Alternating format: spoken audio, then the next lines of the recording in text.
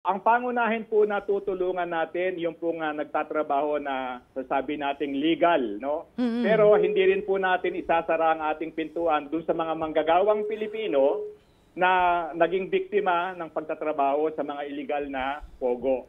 Dahil ang programa naman po ng Department of Labor and Employment, wala pong kumbaga i-discriminate o sisinuhin.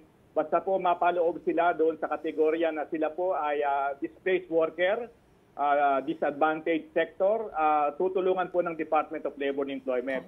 Uulitin ko nga lamang po, siyempre uunahin po natin yung pong nakapaloob sa legal na sistema kasi yan po yung nasa record ng Department of Labor and Employment. So, sorry, Sekno, yung mga Pilipino lang ang tutulungan natin, tama po ba? Hindi na yung foreign workers sa mga illegal na pogo. Yun po yung mandato ng Department of Labor and Employment.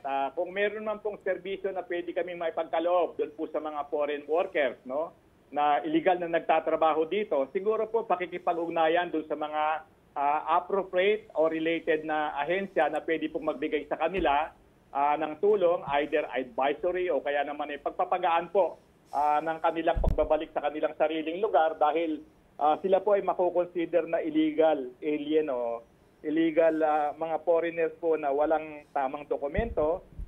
Kaya ang uunahin po talaga natin ay yung ating mga kababayang Pilipino. Pero hindi po tayo sasawalang bahala kung pwede makatulong sa mga foreign workers dahil alam naman po natin marami tayong mga Filipino workers elsewhere at ayaw naman po natin na masubject din ang ating mga manggagawang Pilipino na nagtatrabaho sa ibang bansa sa similar na situation.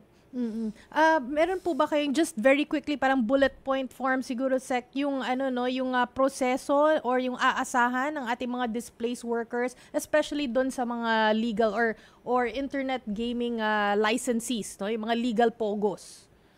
Bullet one, we will do profiling para makita yung kanilang appropriate na intervention ng department. Secondly, yun po sa mga displaced, in the meantime, magbibigay po kami ng temporary employment assistance, transitioning to either a formal employment through referral. And the other thing is that we can also provide them livelihood, yung doon sa amin pong integrated livelihood program na pwede po nating bigay din na option doon sa mga gustong magkaroon ng sariling negosyo.